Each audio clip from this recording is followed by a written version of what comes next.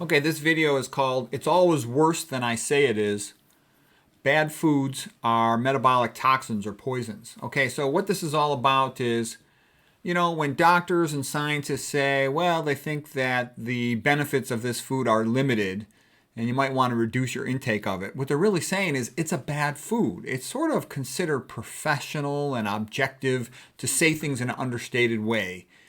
And that's fine in a journal article. It tends to lead to writing that's boring, but the problem with that is when you talk to a patient, patients don't get that a lot of times and they keep on eating the food. They think if they just, cut down a little bit, they'll be okay.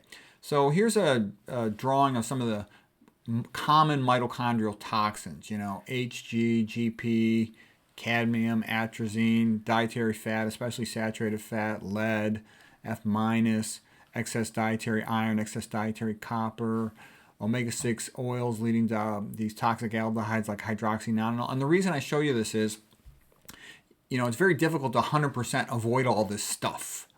You can eat organic vegetables and still have a little cadmium in there, okay?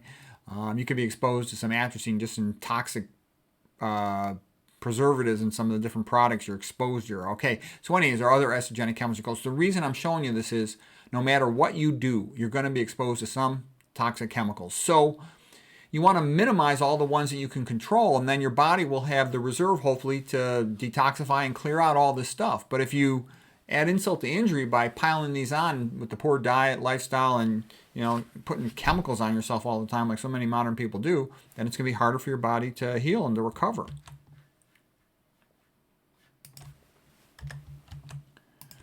Okay, so for example, if I tell you that I think soy is not a good food, what I'm really saying is it's a metabolic toxin. It's a poison. It might be a mild poison, a slow poison, but you shouldn't eat it, in my opinion. It's tea, concentrating aluminum, fluoride, and potentially other things.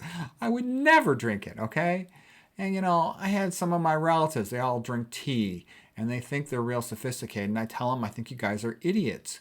And I tell them about the problems with tea. I tell them about, the Adams book about the other toxic chemicals concentrated in tea.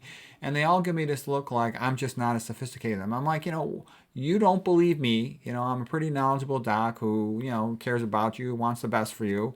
And you don't believe me or trust me. And then you listen to some stupid commercial on the internet that's trying to sell the product. I said, that's, you just failed your instant IQ test. That's stupid. Okay, F minus in the water. Every dummy I can remember when I was young, they're all saying, oh, we want city water. We want city water. That means that city water's got F minus in it compared to well water. Well water was considered low status, but actually that's the good stuff. If you test it first, make sure it's okay. So the important point to get was when a scientific article or a doctor says you might want to limit your quantity of that, they're usually telling you it's a toxic poison. They don't want to come out and say that. They might feel that they could potentially, have overstated the case, and that's worse than understating it. So they're almost always going to understate it, is what I'm telling you. So if I tell you I wouldn't eat that food, that means I think it's bad. Okay, so this was just to help the patient make sure they get it. Like you would talk to a friend or you talk to a family member, you say, don't eat that, you stupid idiot. That's a piece of crap. It's really bad for you. Okay?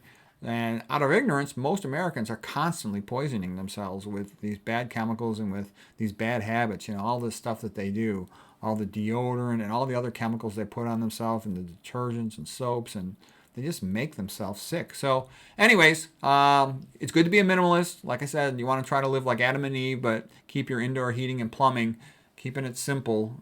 So hope that helps.